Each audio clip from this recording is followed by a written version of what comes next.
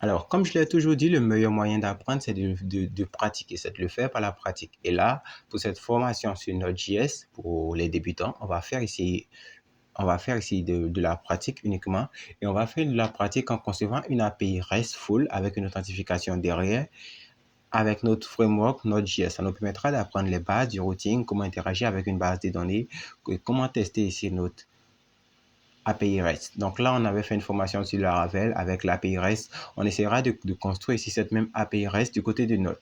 Donc, maintenant que vous avez l'objectif final de cette vidéo, de cette formation, on peut poursuivre.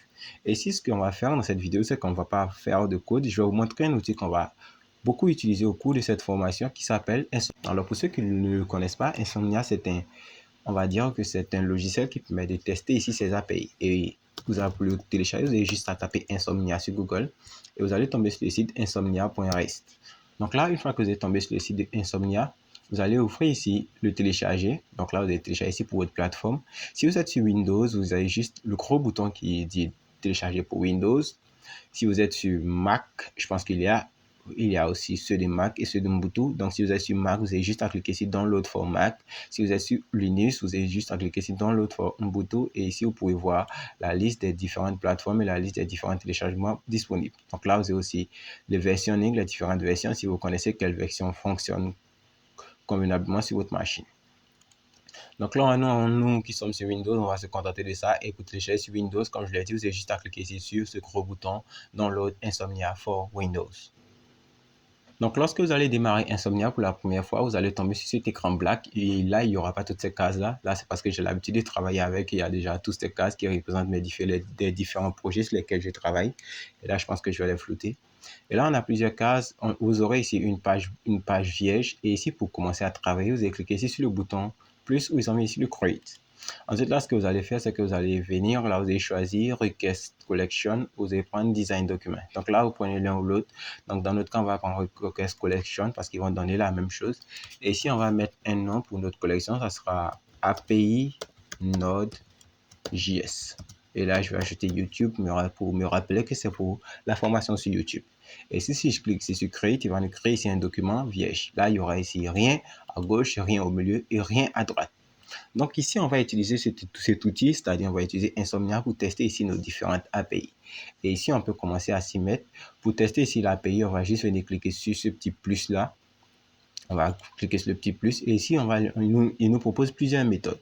Et lorsque nous souhaitons tester ici nos API, on va appeler ici des méthodes HTTP avec des liens. Lorsque nous allons choisir ici HTTP request. Ici, on aura ici un new request et ici, on aura ici une zone de saisie.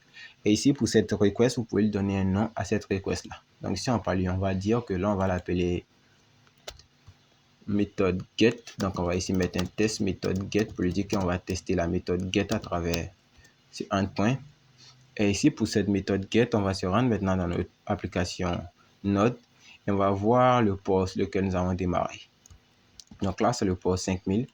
Et ici, on va venir taper http localhost qui est le lien de base de notre projet Node. Et ici, le port, c'est 5000. Ensuite, là, on a juste mis ici un slash. Donc là, on essaie d'avoir accès à cet élément-là.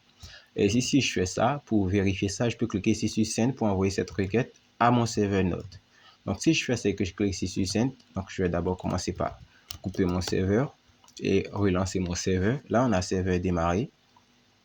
Et n'oubliez pas que là, je lui ai demandé que lorsqu'on essaie d'accéder à cette route-là, on exécute toutes les middleware qui sont en haut d'abord. Donc, si je vais agrandir ça pour le moment, et si je vais retenir dans Insomnia, et ce que je vais faire, c'est que là, je vais choisir la méthode et je vais rester ici en get. Parce qu'ici, au niveau de Node.js, je lui ai dit qu'on appelle ici cette méthode slash juste en get.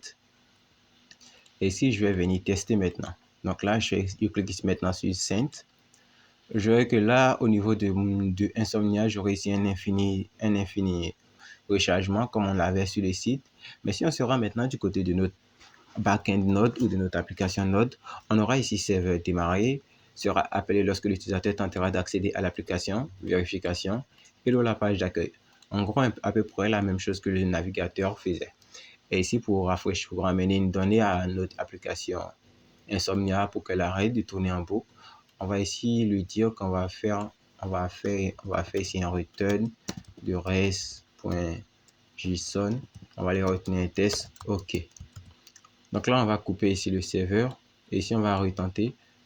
Et je pense qu'on doit aussi couper le serveur node d'abord. Et ici, on va relancer le serveur. Donc, on fait un node app.js. Et ici, on va cliquer ici sur Entrée pour exécuter ça. Et du côté de Node, cette fois-ci, on clique ici sur Send.